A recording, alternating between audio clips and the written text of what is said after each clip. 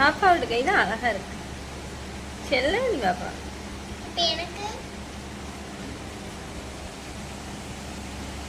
ஐ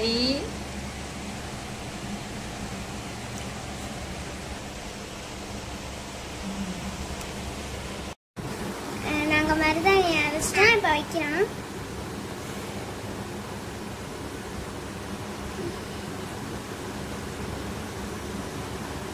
cut பண்ணு.